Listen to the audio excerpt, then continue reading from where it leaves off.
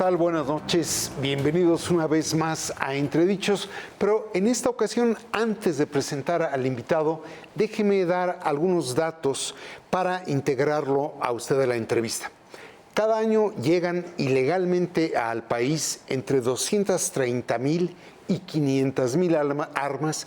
En la década anterior se estima que entraron así 2,5 millones de este tipo de armamento y que en el 2019 se emplearon en al menos 17,000 homicidios. La mayoría de ellas son fusiles automáticos de alto calibre y alta letalidad, y el 70% proviene de Estados Unidos, destacando particularmente los envíos desde Texas, California, Arizona y Nuevo México. Ese tráfico ilegal se realiza de manera hormiga o a través de venta en ferias de armas, establecimientos fronterizos con licencia, internet o mercados de segunda mano, y es causa parcial de la violencia y la muerte criminal aquí en México. Ante tal situación, el 4 de agosto de 2021, a través de la Cancillería, entonces encabezada por Marcelo Ebrard, el gobierno mexicano entabló un litigio estratégico en una corte federal de distrito de Estados Unidos con sede en Boston, Massachusetts. Una demanda civil contra 11 fabricantes, distribuidores y vendedores de armas, en la cual se reclama una compensación por daños provocados por la negligencia de comercializar y traficar armas a sabiendas del uso ilícito y criminal de ellas, así como la adopción de mecanismos y protocolos de seguridad para evitar que lleguen a la delincuencia a través del tráfico ilegal. Esa demanda fue desechada el 30 de septiembre de 2022 por un juez federal de Estados Unidos. Sin embargo, el gobierno mexicano apeló la decisión y apenas el pasado 22 de enero, la Corte de Apelaciones del Primer Circuito, con sede en Boston, Massachusetts, la revirtió, aceptó la posibilidad de que fabricantes, distribuidores y vendedores de armas alientan el tráfico ilegal de estas para el uso del crimen. De esta manera, esa corte consideró que los fabricantes de arma no son meros observadores pasivos de la actividad ilegal de los compradores, sino algo más parecido a un participante deseoso y calculador de la cadena de suministro que termina en un lucrativo mercado de armas en México. Y así dio entrada a la demanda del gobierno mexicano, que desde luego le queda un largo trayecto por recorrer. Es, como quiera que sea, una noticia, como dijo la actual canciller Alicia Bárcena, una gran noticia. Ahora sí, con este contexto, déjeme presentar al invitado de esta noche. Se trata de Alejandro Celorio, un abogado de la Universidad La Salle, maestro en Sociología Jurídica, en Transacciones Internacionales y Derecho Comparado, así como en Derecho estadounidense. Es miembro del Servicio Exterior con rango de consejero y actualmente es el consultor jurídico de la Secretaría de Relaciones Exteriores, que lleva esta demanda, razón por la cual lo invitamos y le doy la más cordial bienvenida. Buenas noches, René, qué gusto estar contigo. Pues empecemos por el principio, por favor, consejero. Yo quisiera que me resumiera cómo surgió esta idea de entablar este litigio estratégico e involucrar a los fabricantes y distribuidores de armas en el problema que tenemos. Este gobierno quiso emprender acciones en contra de la violencia armada de manera diferente, algo sofisticado, porque si respondemos a violencia con violencia, quienes resultan ganadoras pues son las mismas empresas que venden armas, ¿no? Entonces, bajo esa premisa, ya habíamos explorado alguna idea de qué podríamos hacer en adición a lo que se había hecho en el pasado. Ya otras administraciones habían explorado alguna acción legal en contra de los vendedores de armas. Y lo que nos apuró a preparar estas demandas fue el ataque en un centro comercial en El Paso, Texas, 3 de agosto del 2019. Se utilizó un arma exportada de Europa hacia Florida y se compró en línea con una tarjeta de crédito. Después el individuo con esa arma semiautomática, un fusil, mató a 20 personas e hirió a 20 más. Recibe la consultoría jurídica la instrucción de encontrar acciones legales para que esto no volviera a ocurrir.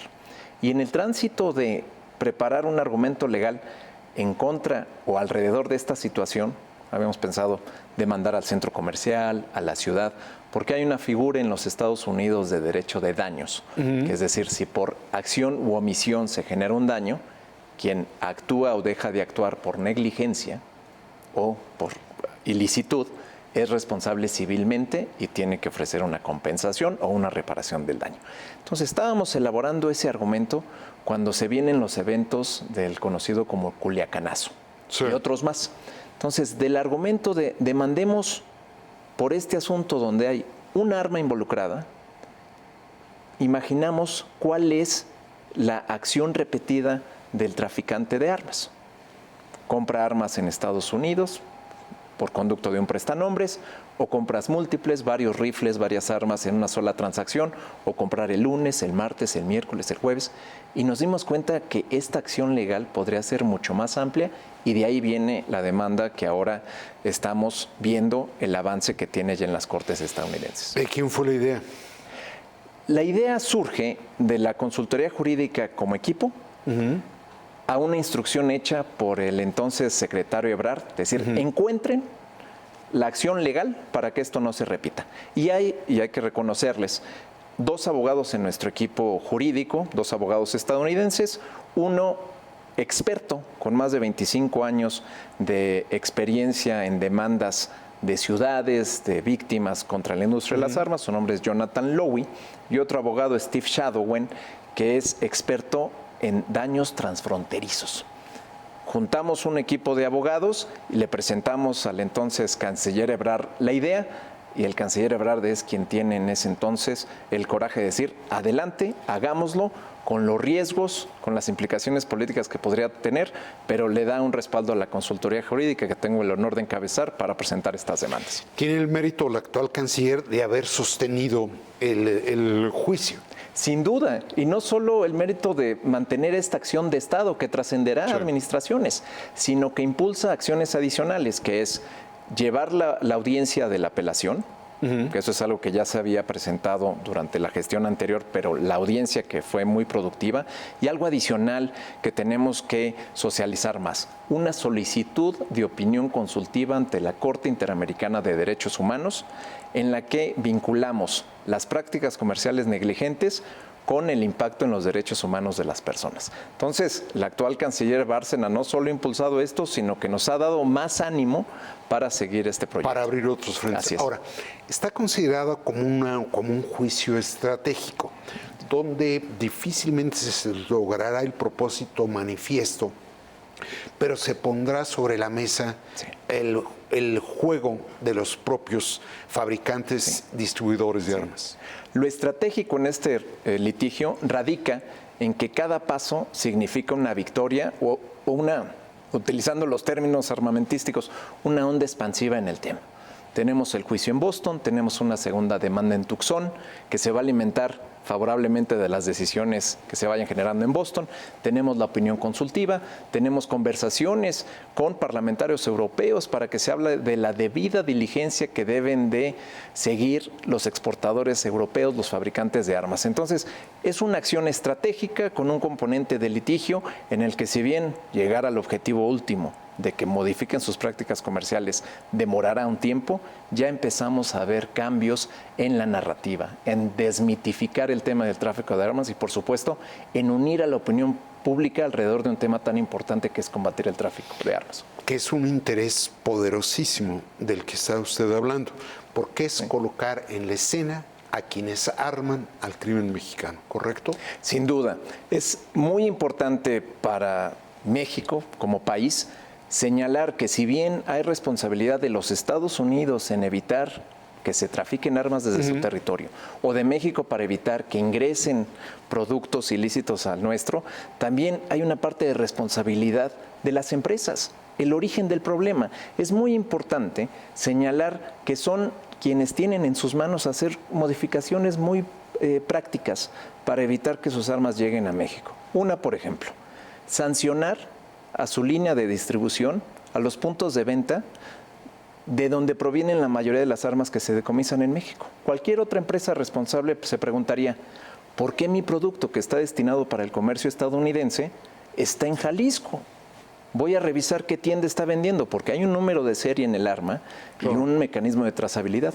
Y yo le diría, si fuera esa empresa, a ver, tienda en la frontera con México, ¿a quién le estás vendiendo? ¿Qué medidas puedes tomar para evitar que las compre el crimen organizado? ¿Cómo puedo yo mantener mi dignidad, mi responsabilidad como empresa moralmente responsable, que no quiero que mis armas estén en manos de criminales? ¿Diría usted que los fabricantes y distribuidores nos han metido en una suerte de carrera armamentista? Sin duda. ¿Cómo lo diría? Sin duda. Estamos inmersos en una espiral de violencia ascendente, una espiral ascendente, donde el crimen tiene un poder de fuego que se va aumentando cada vez más. El Estado tiene que responder a ese poder de fuego, por supuesto, con un poder de fuego superior. Y hoy día tenemos drones armados, vehículos artillados, cuando hace 20 años veíamos que quizás el crimen organizado utilizaba pistolas y uno que otro fusil.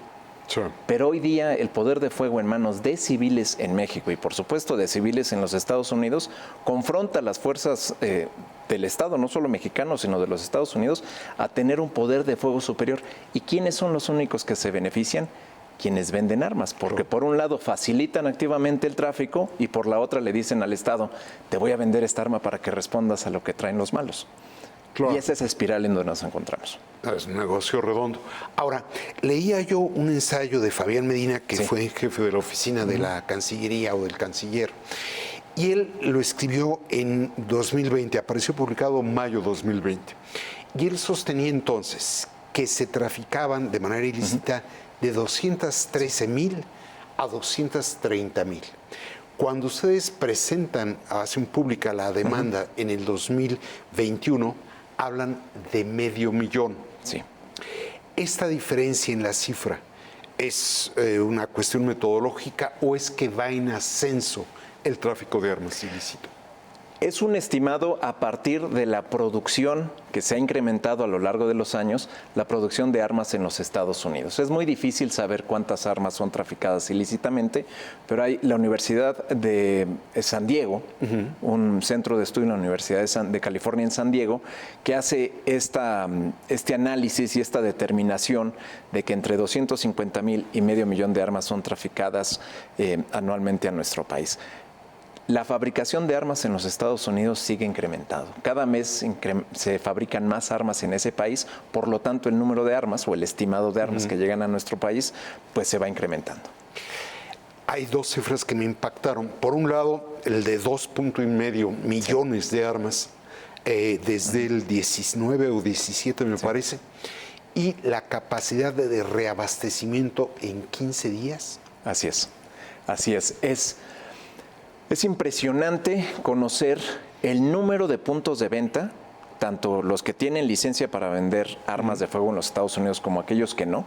Hay ventas entre particulares sin licencia que están distribuidos a lo largo de la frontera sur de los Estados Unidos con México. Eso en adición a páginas de internet donde se pueden comprar armas en línea. Desde territorio mexicano se pueden acceder a esas páginas.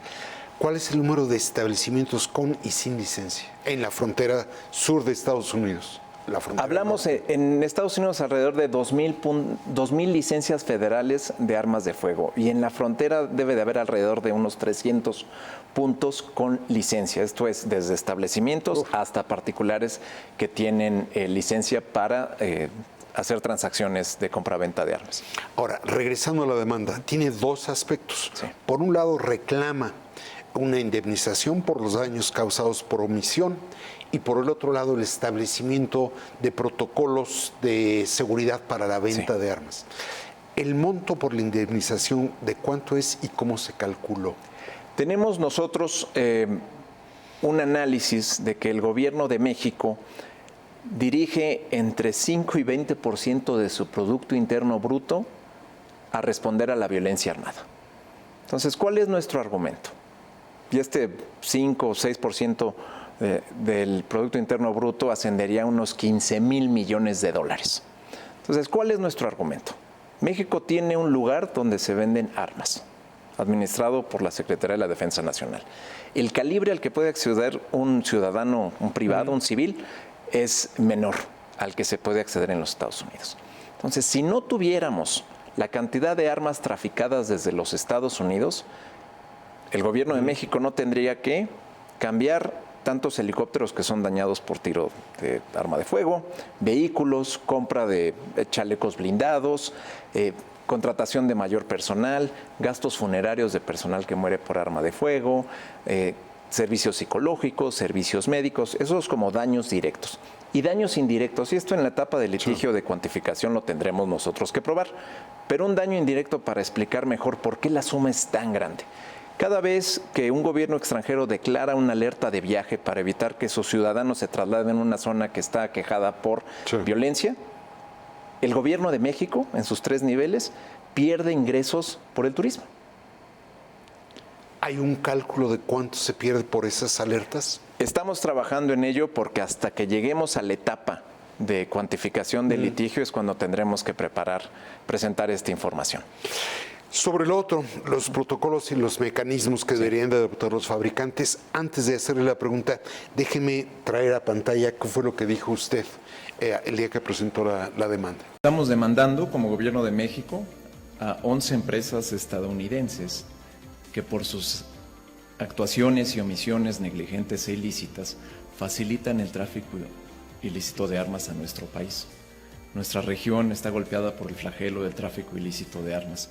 En México tan solo se estima que 500,000 de armas son traficadas cada año desde los Estados Unidos. Y estas empresas, teniendo el poder económico que tienen, la capacidad tecnológica que tienen, el poderío que tienen, en lugar de buscar mayor poder de destrucción, bien podrían buscar mecanismos y herramientas para evitar que sus armas sean traficadas ilícitamente a nuestros países para generar violencia. Ahí está su dicho. ¿Cuáles son esos mecanismos y protocolos? Desde los más básicos, cuando venden el arma tendrían que tener una leyenda o en sus anuncios de mercadeo, este producto mata. Otro mensaje que podrían transmitir, estas armas están diseñadas y se comercializan para su uso en territorio estadounidense. No hay nada de ese tipo. Pensemos en el diseño del arma. Quizás modificarle el tono o un color para que indique que es un arma de uso civil. Lo que nos enfrentamos el día de hoy es que el arma de uso militar y el arma de uso civil, en la única que se diferencian es en la cadencia. La de uso militar puede ser de repetición automática, ametralladora. La de uso civil es semiautomática, que requiere jalar del gatillo, pero que son fácilmente modificables. Entonces, evitar que el arma semiautomática sea fácilmente modificable a pasar a ametralladora. Esa es otra cosa que la industria podría hacer. Hay tecnología que se está analizando en el que, por ejemplo, el comprador original pueda ser el único que puede utilizar el arma con su huella digital. Entonces, si es para actividades recreativas o incluso para defensa personal, únicamente el consumidor inicial tendría que tener acceso como una llave electrónica, una llave digital. El propietario original. El propietario original. Cosas adicionales de autodisciplina de la industria armamentista. Bien podría solicitar el vendedor de armas que el comprador presente un seguro de responsabilidad limitada, como cuando uno renta un vehículo. Entonces, comprador, tú eres responsable de esa arma, hasta en tanto no reportes que se te perdió, te la robaron o la vendiste. Mientras tú seas el consumidor original de esa arma, tú eres responsable de lo que pase con ella.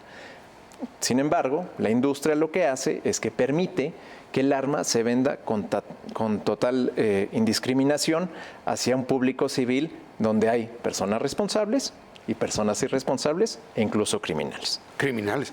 Ahora, no es inocente de nuestra parte entablar un juicio estratégico contra una poderosa industria que no va a renunciar a sus ganancias.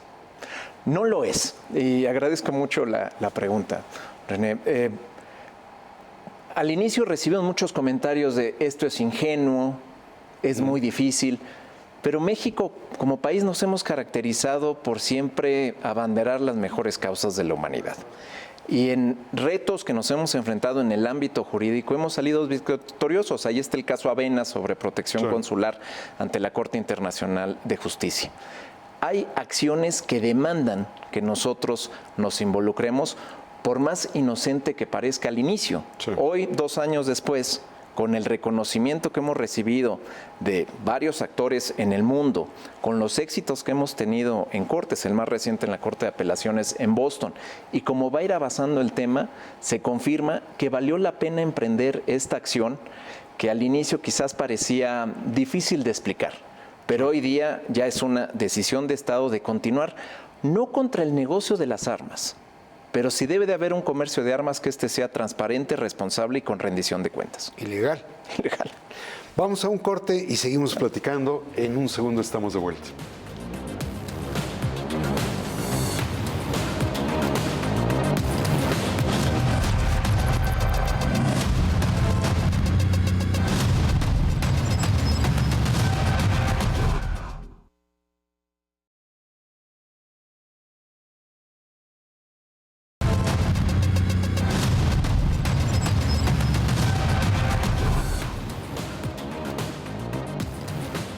Estamos ya de vuelta con Alejandro Celorio, consultor jurídico de la Secretaría de Relaciones Exteriores, responsable de la demanda que entabló México, el juicio estratégico contra los fabricantes y distribuidores de armas que fomentan el mercado ilícito de armas aquí en México.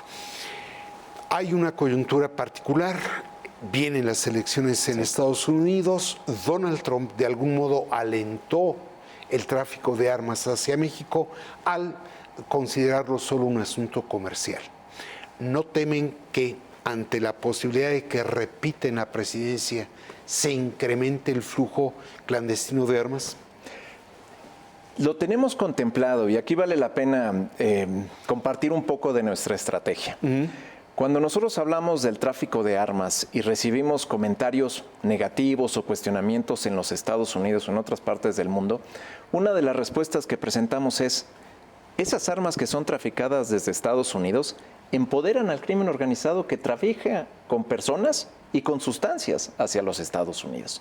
Entonces es importante mantener este tema sobre el tráfico de armas y el combate que encabeza el gobierno de México y llevar la conversación a los Estados Unidos de: te estás dañando a ti mismo al facilitar el tráfico ilícito de armas porque te está generando desplazamiento del cual te quejas, algunos sectores de personas, y estás empoderando, no solo en México, sino en la región, aquellos grupos que trafican con sustancias, principalmente fentanilo, hacia los Estados Unidos.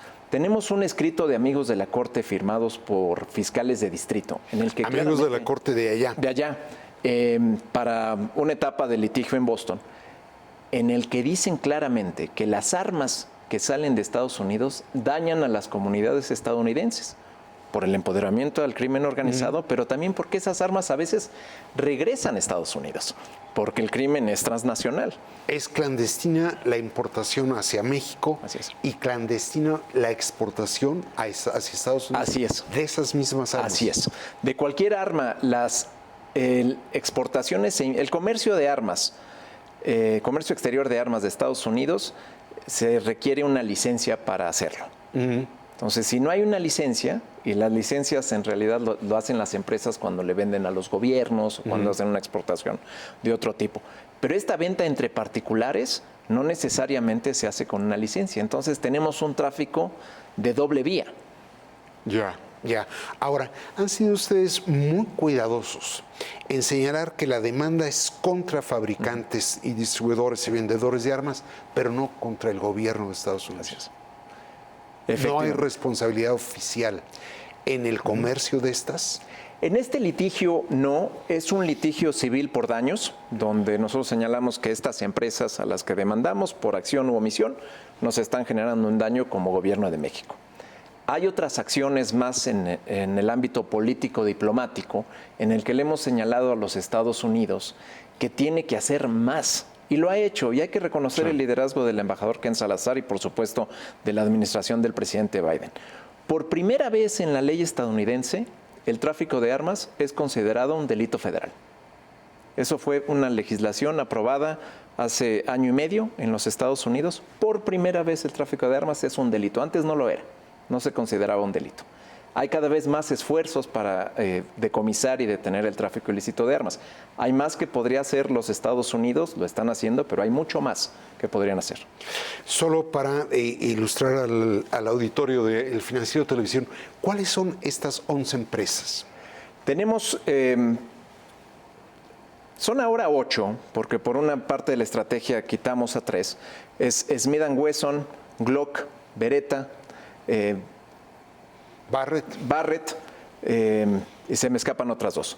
Y hay una en particular, Interstate o Century Arms, que no solo vende y distribuye, sino es la tienda de donde proviene el arma del ataque al que hacía referencia en El Paso en el 2019. Okay. Entonces, de alguna manera cumplimos la instrucción de evitar que esto se repitiera.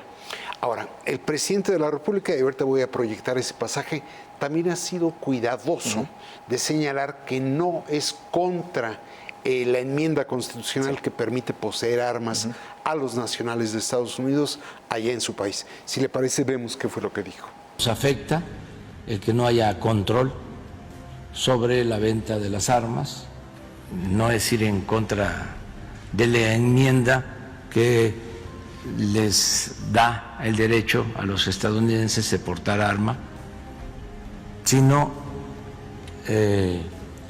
la forma en que se fabrican y se venden estas armas que llegan a nuestro país y causan muertes. Por lo que usted me decía, es decir, por un lado está ya penalizado el tráfico de armas hacia afuera de los Estados Unidos, pero está consagrado el derecho a poseerlas dentro de Estados Unidos. Así es. En los Estados Unidos, esta segunda enmienda y otras decisiones judiciales en su entorno permiten que un particular pueda comprar, vender, poseer y en algunos estados portar, ya sea públicamente o de manera discreta.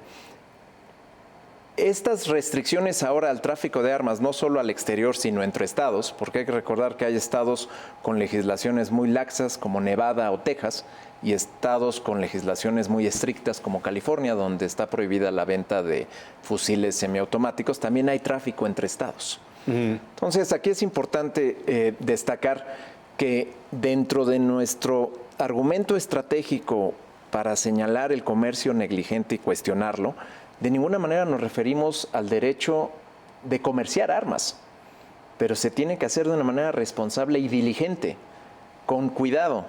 ¿Y cuál es un ejemplo del cuidado que deberían de tener todos aquellos que comercian armas? Conoce a tu comprador, cuál va a ser el uso final y el usuario final de tu producto. Si tú, vendedor, tienes dudas que tu comprador en realidad es un prestanombres que le está comprando y se la va a dar al crimen organizado, o que esa arma, en un tema aparte pero relacionado, se va a utilizar para matar a chiquitos en un kindergarten, pues como vendedor tienes algo de responsabilidad. Tendrías que ser más cuidadosos. Otras industrias, como la industria automotriz, toman medidas extremas para evitar que sus productos, los vehículos, causen daños. Cada vez que hay un señalamiento de que el volante o un neumático podría causar un daño, de inmediato retiran todos los vehículos. Hay un recall. Un recall. Eso es lo que quisiéramos ver en la industria de las armas, que fueran extraordinariamente más cuidadosos. Están vendiendo un producto que por su naturaleza está diseñado para matar, herir y destruir. Tendrían que ser mucho más cuidadosos para evitar que ese producto no caiga en las manos equivocadas. Pero su negocio es ese, destruir, herir, matar. Así es. ¿No es la utopía a la que nos referíamos? Sí, sí, y vale la pena ser utópicos porque refería de este asunto de que alguien compre un arma para matar a chiquitos en un kindergarten. En los Estados Unidos existen 34 millones de personas de origen mexicano. Ya tuvimos un incidente en Uvalde, Texas, donde alguien con nociones, o el mismo ataque en El Paso, nociones xenófobas, combinadas con la amplia disponibilidad de armas, pone en riesgo a las personas mexicanas en los Estados Unidos. Bien vale la pena ser utópicos, ser inocentes, ser ingenuos, pero sí señalar esto y llevar a las cortes, porque estamos jugando con las reglas estadounidenses, en su idioma, bajo su sistema jurídico, le estamos dando oportunidad a las empresas estadounidenses que se defiendan en corte. Todavía no ganamos el juicio, vamos avanzando, pero tendremos nuestro día en corte en el que podremos encontrar evidencia y podremos nosotros preguntarle a las empresas, ¿con base en qué tomas tus decisiones de mercadeo, de distribución? ¿Con base en el mercado estadounidense o con tus consumidores ilegales en México y en otras partes del mundo? Esa va a ser una pregunta muy valiosa en la etapa de producción de evidencia o discovery en el litigio. Ya, ahora, otro hecho que me llama la atención, me gusta la idea de poner sobre la mesa quién arma al crimen mexicano, pero por el otro lado, no se ve que esta iniciativa esté inserta en una política integral. Es decir, qué bueno que reclamemos que controlen el flujo clandestino, pero yo no veo metido a las aduanas de México. Es decir, siento que están más metidos en la recaudación que en la seguridad. Es un tema... de hecho, esto lo señalaba el embajador Sarucán justamente. Sí.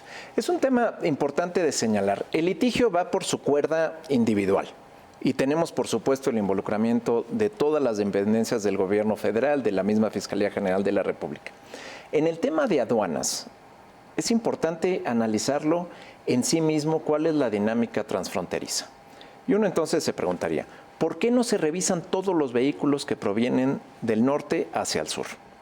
Lo podríamos hacer. No le solicitamos visa a los nacionales estadounidenses. Entonces tendríamos nosotros que utilizar otro argumento. Es para ver que no traigas armas.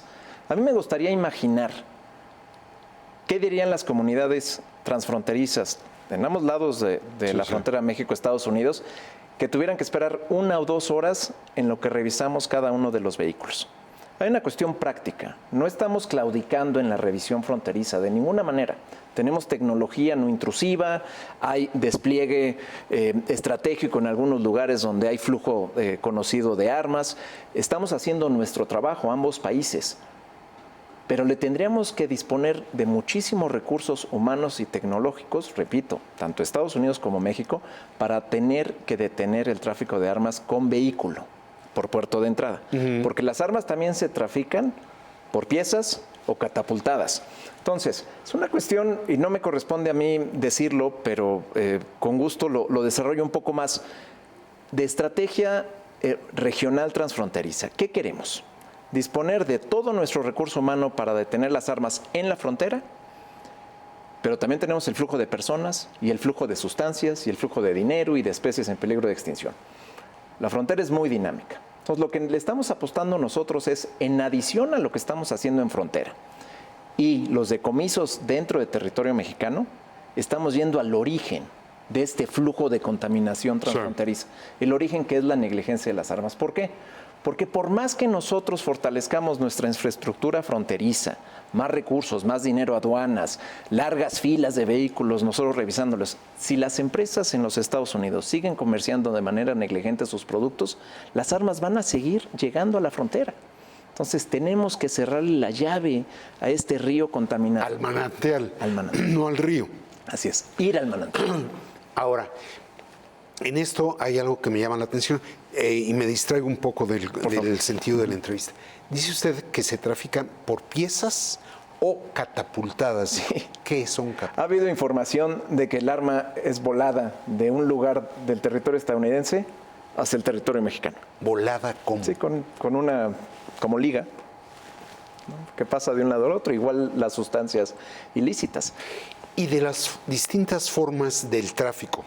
Hablamos del tráfico hormiga, hablamos del tráfico en venta de establecimientos con o sin licencia, hablamos hay distintas maneras. ¿Cuál es el flujo mayor? ¿Lo tiene detectado? El flujo mayor, sorprendentemente, es en vehículos conducidos por ciudadanos estadounidenses.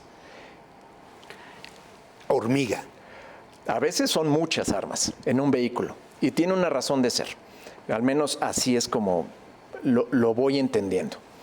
Si en los Estados Unidos uno puede conducir con armas en su vehículo, porque la legislación lo permite, entonces yo puedo tener una camioneta pick-up con decenas de armas en la plataforma de atrás, y sé que en territorio estadounidense nadie me va a detener, y si alguien me detiene, pues yo puedo decir, me estoy mudando de un lugar al otro, no va a pasar nada. Llego a la frontera de Estados Unidos con México y tengo la seguridad de que si soy estadounidense, me van a dejar pasar, porque les puedo decir, vengo aquí a Puerto Peñasco, voy de compras a Tijuana a cargar gasolina, me van a dejar pasar. Entonces, ¿cuál sería una solución? Detengamos a cada uno de los vehículos y les revisamos cada una de sus piezas, del flujo de norte a sur. Ahora, ¿cuál sería la reacción de la comunidad transfronteriza? Creo que eso es tema de otra conversación. Pero no es responsabilidad única de la aduana mexicana o de la aduana estadounidense. Pero el hecho es que la dinámica transfronteriza también ha permitido que las empresas, en su negligencia, faciliten el tráfico, y luego los prestanombres tengan la facilidad de comprar muchas armas o juntar muchas armas compradas en varios días y transitarlas hacia México. Ya. Ahora, en el ensayo de Fabián Medina hay un dato que me llamó poderosamente la atención. Él calcula que el mercado en Estados Unidos es de 10.508 millones de dólares y que el tráfico clandestino de armas a México apenas representa el 2% de ese mercado. Es decir, que es una cantidad verdaderamente irrisoria. Ya quisiera tenerlo uno, pero estamos hablando de 224 millones de dólares. Así es. Si es tan bajo el negocio del tráfico clandestino, ¿por qué la resistencia de los armeros? Especulo. Tener un mercado de armas ilícito en México y en la región le permite al mismo entorno o ecosistema de las armas de fuego venderle a los gobiernos para responder a esa violencia.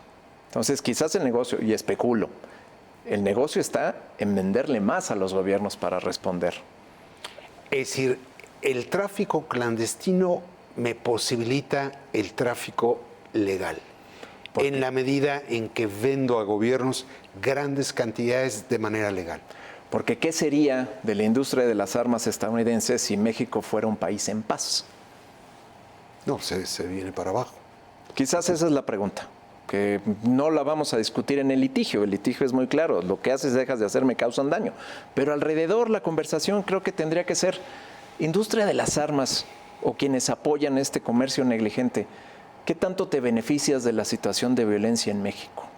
Porque hay que ver, el arma en sí, pues tiene una vida útil mientras le pongas munición, o incluso sin municiones genera miedo. Pero cuando yo tengo un arma y el de enfrente necesita algo más poderoso, pues este va a pedir un arma más poderosa. Y esta espiral de violencia de la que hablábamos. Y los gobiernos también van a decir, oye, yo no te puedo enfrentar con un revólver cuando hay una Barrett con un alcance de 2 kilómetros con mirilla de francotirador. Yo necesito una Barrett más poderosa. 50 milímetros arriba. Especulo, pero hace algo de sentido de que quienes se benefician de la situación de violencia en nuestro país son quienes facilitan que los privados tengan armas, y no solo en número, sino en poder de fuego, como el que vivimos hoy día. Ahora, ¿diría usted que con esto logran poner sobre la mesa que si se quiere frenar el tráfico de drogas, particularmente ahora de fentanilo, del sur al norte, se tiene que frenar el tráfico de armas del norte al sur? Sin duda, sin duda. Y hay que reconocer que en este gobierno federal, se ha posicionado el tema del combate al tráfico de armas como esencial para que nuestra región viva en paz. Y pongo el elemento adicional. También nos preocupa la cantidad de armas en los Estados Unidos, con 34 millones de personas de origen mexicano y un incremento en las ideas xenofóbicas y de discriminación. También nos preocupa qué está pasando en los Estados Unidos. Entonces, el tema de tráfico de armas, de disponibilidad irresponsable, de comercio negligente de armas, es algo trascendental para la vida de nuestro país. ¿Han logrado calibrar cuál es la postura de la Asociación Nacional del Rifle de allá de Estados Unidos? ¿Que esto podría causar mella hacia adentro de Estados Unidos? Sí. Hemos visto que la reacción de estas asociaciones, la Asociación Nacional del Rifle, es de señalamiento a México por corrupto, porque estamos patas para arriba según ellos, que tenemos problemas, pero no hemos visto un argumento de decir, nosotros somos un comercio responsable y hemos tomado estas medidas para evitar que nuestro producto llegue a los Estados Unidos. Y eso nos llena de optimismo, porque significa que la industria de las armas sabe que algo está mal en su línea de distribución, en la forma como están comerciando. Es inconcebible que una persona pueda adquirir un arma para matar niños en una escuela. Es inconcebible que los criminales aquí en México y en los Estados Unidos puedan tener acceso a tal poder de fuego. La industria lo sabe y es uno de los argumentos de nuestra demanda. Están bajo aviso, saben o deberían de saber que su producto está causando un daño en México. Y esto no es de hace 15 días, son 15, 20 años desde que se eliminó la prohibición de producción de armas de asalto, el Assault Weapons Ban en el 2005, que el incremento en la venta de armas de alto poder en los Estados Unidos y el número de homicidios en México llevan una ascendente paralela. Entonces, hay una relación que podremos probar nosotros en juicio cuando lleguemos a esa etapa. Entablamos la demanda, fue desechada la demanda, se apeló, se ganó la apelación. ¿Qué sigue? Sigue ahora esperar que las empresas demandadas puedan recurrir a los recursos que tienen a su disposición, que es pedir una revisión de la decisión ante la misma Corte de Apelaciones o recurrir a la Suprema Corte de los Estados Unidos. Tienen ahora 80 y tantos días para recurrir a la Suprema Corte. Si la Suprema Corte se interesa en el caso, no es automático, la Suprema Corte se tendría que interesar en el caso, podríamos tener nosotros ya noticias e inicio del litigio específico ante la Suprema Corte en el otoño del 2024, septiembre, octubre de este año. Y estamos listos, René, para seguir con este litigio, porque es de la mayor importancia para las personas mexicanas. ¿Al cierre de la campaña electoral en Estados Unidos? Cómo la estrategia se va acomodando, ¿no? O sea, son de esas coincidencias muy afortunadas que esto lleva su ruta judicial, pero sería interesantísimo que la conversación respecto a México y los grupos criminales y la migración, se hablara también de las armas que provienen de los Estados Unidos. Claro. ¿Qué tanta relación tiene el tráfico de armas con lo que está viviendo nuestra región y con lo que nos señalan las mismas personas que apoyan el tráfico ilícito de armas y su comercio negligente, que cuestionan de la migración y del tráfico de sustancias? Muy bien, pues yo le aprecio muchísimo la posibilidad de tenerlo aquí en Entredicho. Muchas gracias. Y desde luego le agradezco a los seguidores de El Financiero Televisión el hecho de acompañarnos aquí en Entredichos. Muchas gracias.